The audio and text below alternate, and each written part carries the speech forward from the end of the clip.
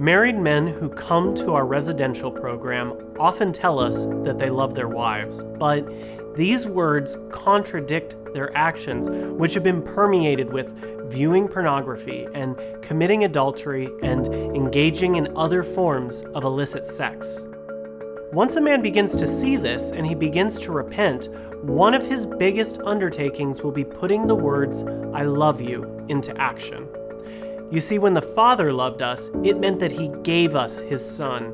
When Christ loved us, it involved laying down his life. This is the standard for all of us, and especially for husbands, love that gives all and holds nothing back.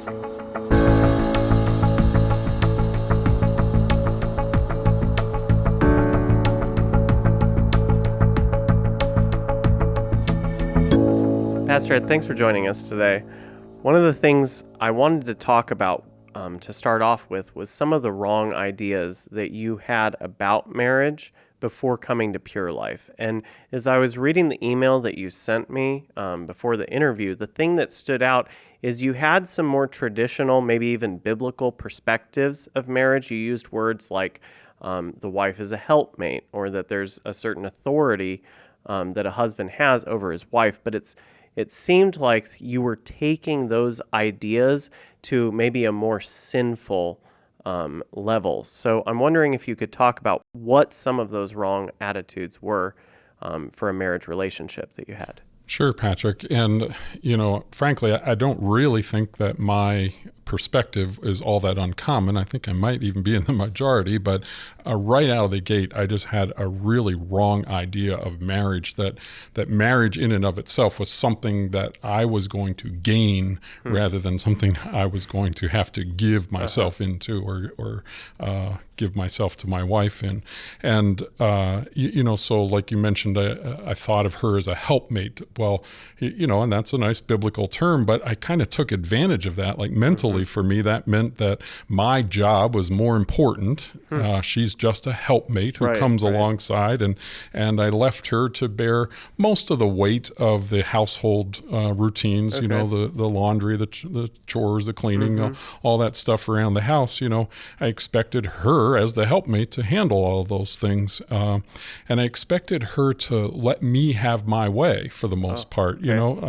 Clearly in my mind, my way is always better, right? So I just expected her to go along, and it was kind of frustrating when she gave any resistance to that. And I just really, looking back now, of course, I can see that I had a complete disregard for her preferences, to the point where, I'm even ashamed to say, but there were times when I just made fun of her for seeing things differently than I did. And definitely kind of abused that role of authority that I perceive that the husband has in a marriage, to the point where, for me, I didn't feel that I had to really be accountable to her. And I know with a lot of couples that's in regards to money, and there was some of that there, no doubt. But for me, it was really in respect to my time. My time was my time. And even in a broader sense of just setting the pace or the direction for our lives. I just kind of expected her to follow and keep up with wherever I was heading us, The bottom line is I completely ignored the biblical mandate, really, for a husband to love his wife sacrificially and to nurture her and cherish her, as you read right there very plainly in Ephesians 5, I think it's verse 28, 29. Those are the instructions for every husband, and I just completely ignored them, really. So, I had a pretty sinful idea of marriage. Okay. I think that's good at showing kind of what your attitude was, but as I listen to you talk, I don't know if everybody listening would quite hear what was exactly wrong in some of those attitudes. And so I'd like to maybe help people see that a little bit better by touching on how some of those ways you were acting were negatively impacting Carla. Yeah, well, obviously Carla could talk about this a whole lot better than I, and I'm not even personally really sure I can talk about how initially some of it affected her. I came to see it the hard way Right, over right. the long haul. But clearly, she reached a point anyway where she felt very stifled, and constantly was talking to me about her needs not getting met. Okay. And I would say that she ultimately felt completely unwanted, kind of discarded, just an add-on kind of in my life. And what was the point of that? That's not really what she was looking for when she agreed to marry me. The whole thing was a really huge emotional and spiritual struggle for her. Okay. She was trying to be a good wife, but how do you be a good wife to this guy who is really so self-centered and oppressive? Like, how do you respond to that and still be a good wife? And I would say it was absolutely impossible for her, after a couple of years, impossible for her to trust me with her heart.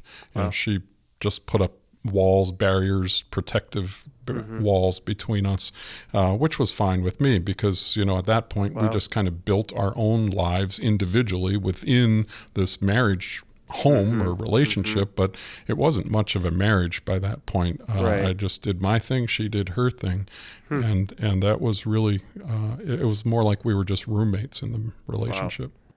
So really, you're not building her up spiritually. She's not growing closer to God because of your relationship, and your marriage is essentially from those ways we talked about is really kind of fell apart in the end.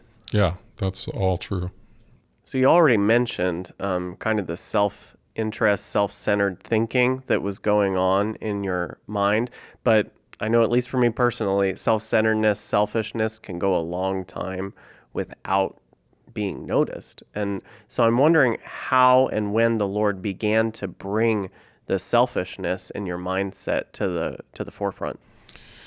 Yeah, and I would have to admit that really didn't happen until my sexual sin got exposed, and I ended up coming to Pure Life Ministries and going through the residential program. And it was really while I was in the residential program, and of course I'm getting dealt with on my pride and selfishness and things like that, and seeing it in other areas of my life, and then it kind of hits you one day like, man, this is the way you've been in your marriage too. Everything. It's just rampant in your life, and it's infected every area of your life, and your poor wife has had to deal with this nonstop for 7 years now. And that's the Lord really showed that to me, and just showed me that I had a self-centered approach to life in general. Everybody was like in orbit around me, arranged relationships so that it revolved around me, and I was clearly falling way short in my godly responsibilities as a husband.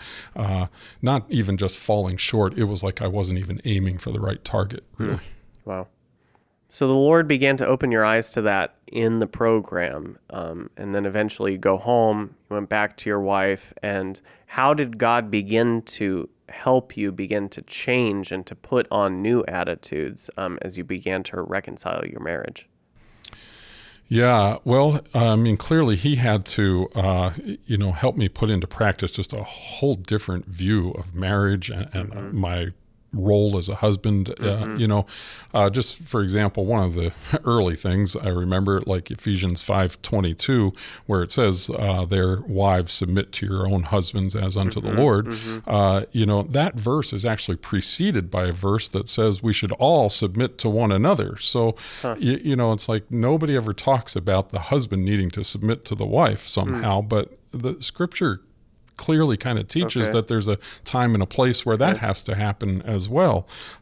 So, don't misunderstand me necessarily. I'm not saying that there aren't different biblical roles for a husband and a wife or that, but I'm not given authority as a husband in order to lord it over my wife like I had been doing, really. I used authority to kind of demand from her, to do things my way or tell her how I wanted things done. And really, authority is given to me as a responsibility to protect my wife and look out for her interests and to really serve her. And so I have to learn to lay down my life for her the same way that Jesus laid his life down for the church. That's the biblical teaching on being the head of the wife. And so, I know early on, even for me, and probably some who will hear that kind of thing, it sounds kind of foreign. It sounds like difficult. Like, how do I really do that? Because when we're at the center of our life, that is like foreign and difficult. But with Jesus at the center of our lives, we can actually, put those things into practice the way we're supposed to and become a servant leader like he's really called us to be. And so, just to bring all that down into practical terms, it really amounts to like the Lord having to help me reverse everything I'd been doing before. And so, instead of taking advantage of her as my helpmate, I had to pitch in and help out and make household chores and laundry, cooking, cleaning, partly my responsibility. And actually what happened is we started doing those things together. And that really actually helped our relationship immensely. Like we were spending time together, doing things and just in communication better with each other. I talked earlier about how I didn't really respect her ideas or preferences and things, Well, the Lord had to help me learn to take her ideas, her preferences into consideration in making decisions and so forth. And, one of the exercises someone taught us along the way was like when we had a disagreement, they're usually over very minor things, but, her preference is one thing and mine is another. And we see things differently. We just have different preferences, but we learn to resolve that simply by asking the question, well, who finds this thing that we're disagreeing over more important? Take it as simple as where do you want to go eat tonight? What restaurant are we going to go to? Do I really care? I can find something to eat at virtually any restaurant, So if she has a preference, I'm going to yield to her in that because it really doesn't matter to me, that sort of thing. So there's just ways that we learn to work through things. And of course, I had to learn to be more accountable with my time, which I hadn't been very good at before. So I really learn to not make any plans or commitments before I talk them over with Carla now. So, and I'm pretty good about that. Definitely haven't arrived here in any of this, but the Lord is working on all of that for me. I think what stands out to me is that just even the idea of cooking and cleaning together doesn't seem like the most important thing for a guy who's just began to repent over sexual sin to do, but I'm imagining that probably that is part of what the Lord really used to change the selfishness and change all of that in your life and give you more personal victory. It's really amazing how something so trivial really as cooking or laundry or cleaning the house could make a difference. But, the Bible teaches us that love isn't just a word that we say or something we verbally express. It's backed up by deeds, by actions. And that's what I think those things represented to her is I was willing to do things that I hadn't been willing to do before. I was willing to do them cheerfully alongside her. And it spoke, it in a certain way, it said, I love you to my wife. Wow. I think that ties into the next question I was going to ask you pretty well, which was about kind of an individualistic mindset that you've already talked about today, but that also stood out in your answers to the questions I emailed you. So, you talked about how there had to be a change in the way you were thinking from a more individualistic, more self-centered way of thinking to a more unified way of thinking about your marriage and by that your life. So could you just talk a little bit more in detail about some of the mindsets that you had and how the Lord has changed the way you've had to live your life? Sure. One of the things maybe I should mention too is Carla and I were both in our mid 30s when we got Okay. married. So we had each established a life as a Yeah. single person. You know, Yeah. she had her a 2-bedroom apartment. I had my 2-bedroom house, and we were comfortable living as singles Yeah. long before marriage came into the picture for us. So maybe it was a little different, but for sure we were both really anchored in an independent lifestyle. Okay. She didn't have really any trouble giving hers up, but I had tremendous difficulty, and really for 7 years kind of resisted that, because marriage was much more of an intrusion on my independence than Wow. I ever expected it to be. And for example, I just really had no energy for investing in family, whereas she was really family oriented and wanted to, visit her folks. We lived close enough to visit both Yeah. sides of our family if we wanted to.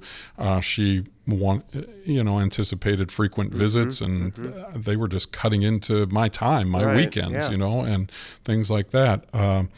And I just didn't have the energy for anything outside of my interests and the things that were important to me. I really didn't want to invest in our relationship at all.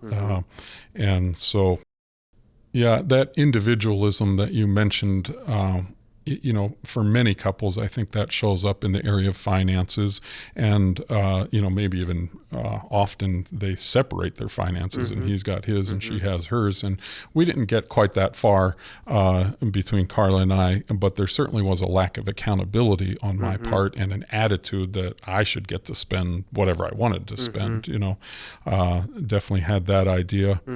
And I think one of the worst things that individualistic mindset did was it put an emphasis in my mind on the measure of a good husband being somebody who simply provided well financially, had a decent house and could pay the bills at the end of the month. Then I was a good husband, and that was my definition of being Yeah. a good husband. So what have you come to believe it means to be a good husband now? Yeah, it's right there as far as I'm concerned in Ephesians 5, like I alluded to, the husband who can sacrifice himself, lay down his life, love and honor and cherish his wife, and, invest in that relationship and look out for her needs and interests and protect her. Those are all the things that are really what a godly husband should be.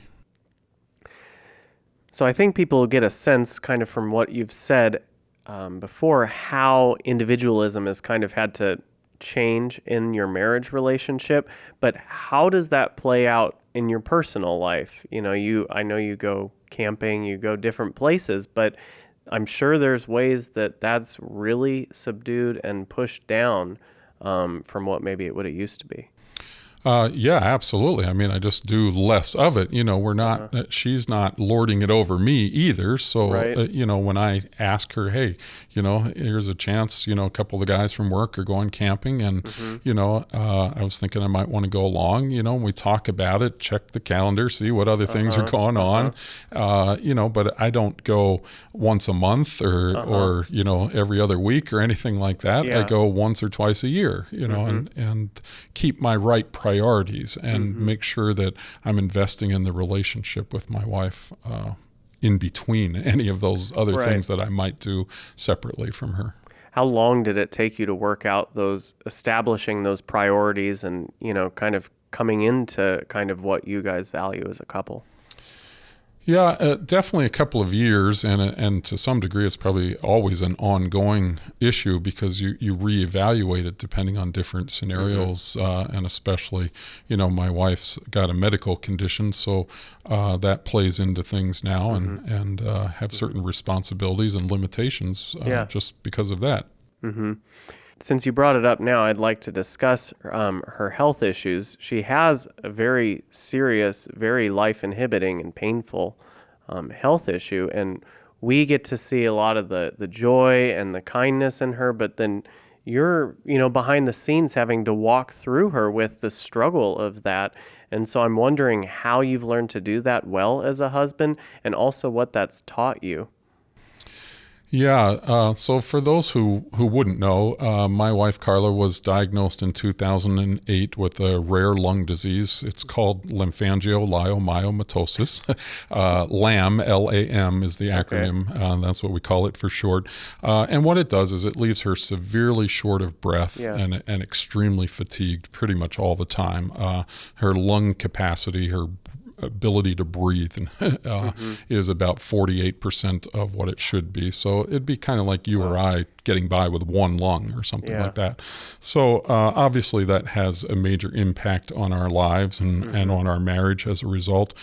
She simply can't physically do all the things she would have normally done or even would like to do. Right. It's just not physically possible. And for me, of course, that provides a lot of extra opportunities to practice self-denial and self-sacrifice and pick up that slack or just be more patient and accommodating with her. And those are some of the keys, for me. But honestly, what stands out to me is I really see Carla as a godly example of how to maintain joy in the midst of suffering. And I'm well aware that there are a lot of marriages, a lot of just people's individual lives and circumstances where there's a degree of hardship, difficulty, suffering that they're going through. And especially in our ministry, we deal with sexual sin, and that is just so destructive. Yeah. And, there are hardly any couples we deal with that are,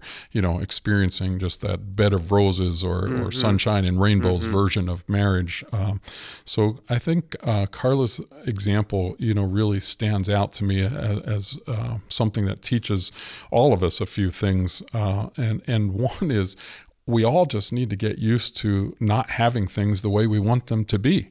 That's the reality of life that we have to just come to grips with. That it's not going to be the way I want it to be, and my response to that should be to maybe step back and just be more patient and take things kind of a day at a time with a little more grace and patience, a little more understanding and consideration of the limitations and of others. And alongside that, just remaining thankful through it all, and Carla does those things really well, I think, for those who know her. Another thing that I see and learn from her in this is that we can always pray. And, she can't physically do a lot of other things, but nothing hinders her prayer life. And if we really think about it, prayer is what really changes things anyway. So being able to pray is valuable. And I almost, often picture God just, just so eagerly looking for people who will really enter into his heart of intercession for others and really develop a strong and vibrant prayer life. And again, I see that in Carla through this disease. It's forced her to, sit still a lot more. And and in that stillness, she can always be praying, though. And I guess the last thing that comes to mind as we're talking about this is that we can always choose joy. And I don't mean, just gritting your teeth and smiling in the face of really painful difficulties, but I mean, there's a joy that comes in as a fruit of the Spirit that carries us through, and in a certain way, it outshines any of the tears that come from our pain, and that's the sort of thing, that joy that comes in and happens when the Lord is truly at the center of our lives and at the center of our marriages, and we're living and aiming to please Him and glorify Him with our lives. That joy doesn't depart just because we have some rough patches. I think what's amazing to me in kind of just the way you're talking about this is how Carla's example for you has become kind of a testimony to you, and you've allowed her to teach you and to show you how to live a biblical life. And I would think that man in 20 years ago who was very self-centered and wanted to lord everything over her would not have been willing to see the situation you're in now in a way to gain those benefits from. Yeah, that's true. And it would have been tragic, really, because I would have missed the communion that comes with the Lord when you really enter in and learn to experience with Him the suffering. There's a fellowship that Scripture talks about, the fellowship of His sufferings, and I would have missed all of that. Wow. Yeah, as you're talking about that, it does remind me of something else you said, which is that you really struggled when you looked at other couples around you, just kind of drawing a comparison. And I think there's probably a lot of men, a lot of women out there who probably just come to something, whether it's a major crisis, health crisis, or just after sexual sin, needing to learn to reconcile with their spouse, where they look at those around them and say, this marriage isn't what I expected it to be. And so how did you learn to fight through that kind of a mental struggle? Yeah, I definitely experienced that struggle for sure. I guess, when I left the program and we went back to our home in Pennsylvania for 9 months or so, we were there. We actually were seeing another couple and getting some biblical counseling geared specifically toward marriage. Okay. So that couple, helped us through some things for sure. And if nothing else, having those weekly appointments just kept my focus on the need to invest in and really build a marriage and a relationship with my wife. So that was part of it. But then we moved to Pure Life Ministries like 9 months later, and I'm looking around, and there's Steve and Kathy Gallagher, perfect marriage. There's Jeff and Rose Colon, perfect marriage. There's these other couples that are working in the ministry. Everybody's got like these perfect relationships, and they're just you can see the love for each other in their eyes and everything. And Carla and I felt like we were just never going to get there, and weren't even close to that at that point. Even though things had gotten incredibly better, it wasn't that, and it was kind of hard. And I think somewhere along the line, the Lord just really helped us see that those couples are 10, 15 years ahead of where you're at. They should have a little more something visible in their relationship than you and Carla at this point. And we just had to kind of come to grips and get a little more comfortable with where we're really at. We're on the right path, and we haven't arrived yet, but we're headed in the right direction, and be more satisfied with that reality. Very practical things. I remember Jeff and Rose taught us how to have conference tables with each other. And so we sit down at the table in our house, and if there was an issue, a problem that needed to be resolved, we did it there. We had a weekly night where we were going to meet and do that. And that whole conference table concept is really explained really well in Jeff's book, From Ashes to Beauty. So won't get into all the details of it here, but it's a very helpful way for couples to resolve their problems, negotiate biblical resolutions to their differences and problems. And so that was one of the very practical things that we as a couple learned to do, so we could build our relationship. And another thing that stood out was really having to just learn to be very quick to say, I'm wrong, please forgive me, to one another, really. But, for me, it was me learning to say that to Carla for sure.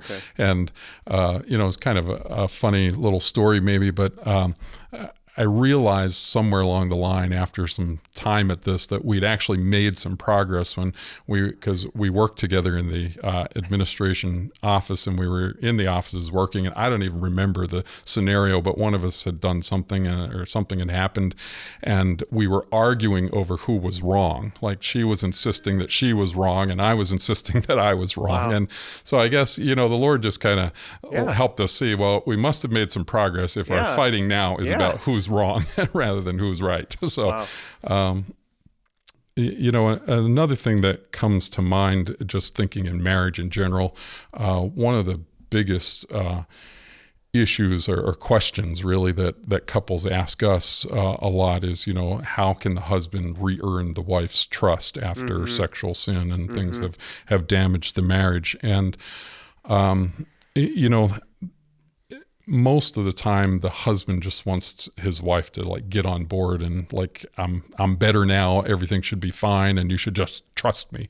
And the wife tends to be a little more on the side of, she's got a suspicion, maybe it's even an unhealthy suspicion at times, and she's asking a lot of questions. I mean, I've heard stories where wives will secretly follow their husbands or check up on their husbands somehow, and can get really extreme, and those kinds of things will destroy your marriage just as quick as sexual sin will destroy the marriage. That those kinds of obvious lack of trust. But what I often tell the husbands when I'm counseling them is you have to learn to bring your failures into the light, disclose them to your wife and your temptations. Be quick to do that.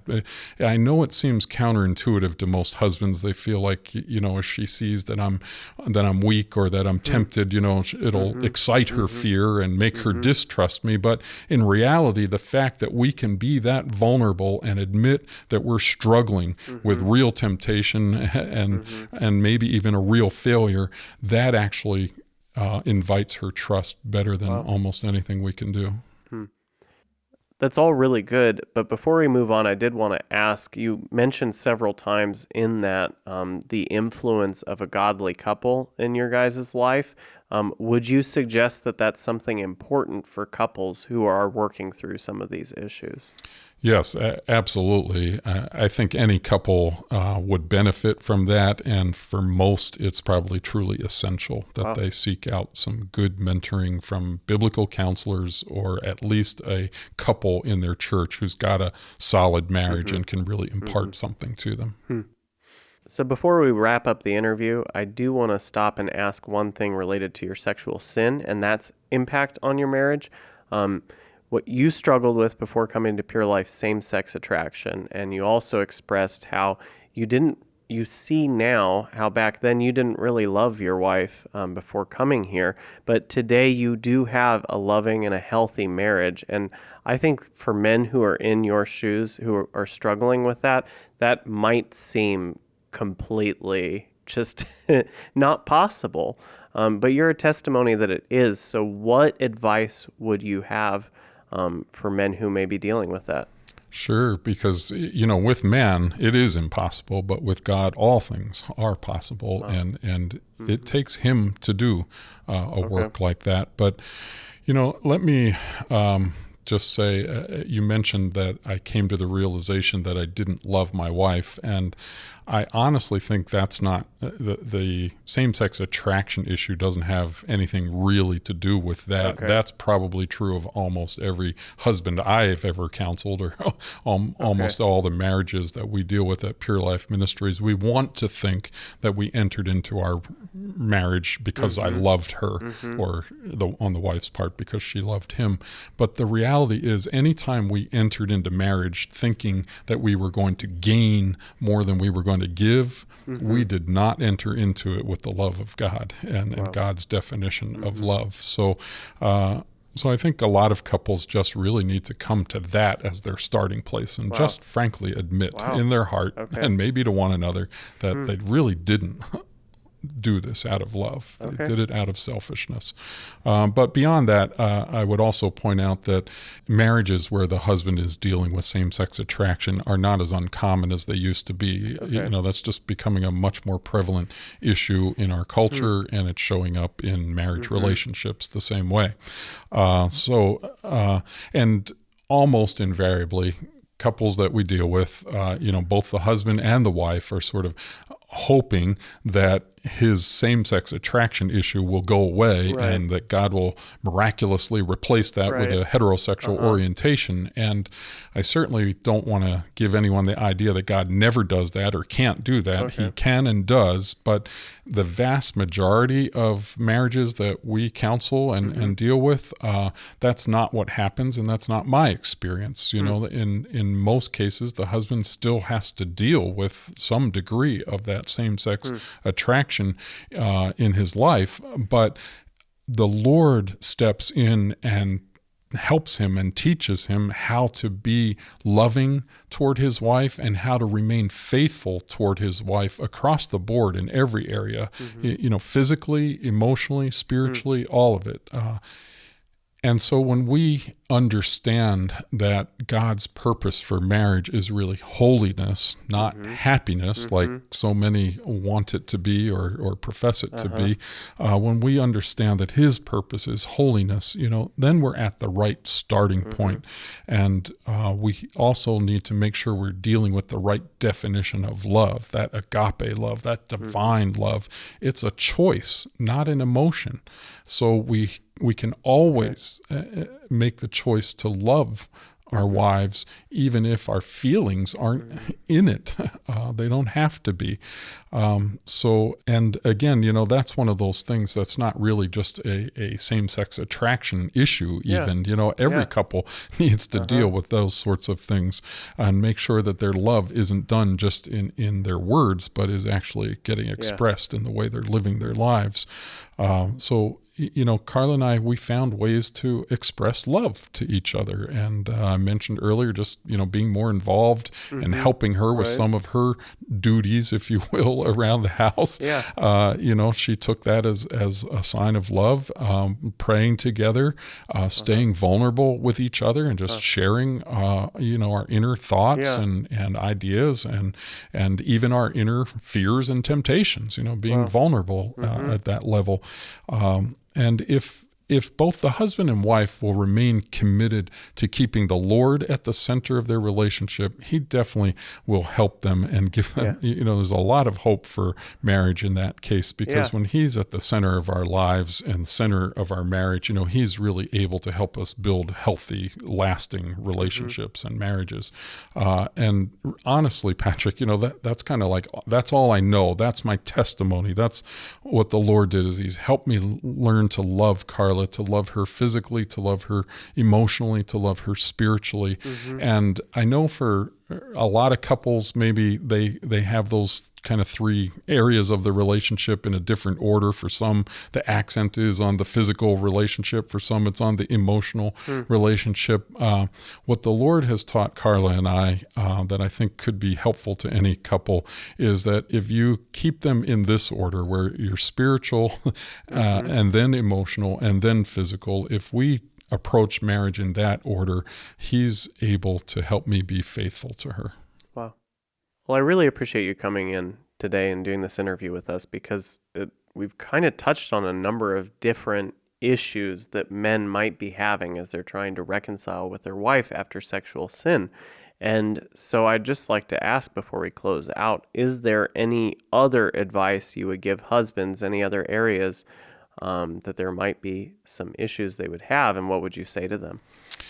Well, I don't know about any other areas that are coming to mind, but I think what I would say to any husband out there is don't give up. Don't give up.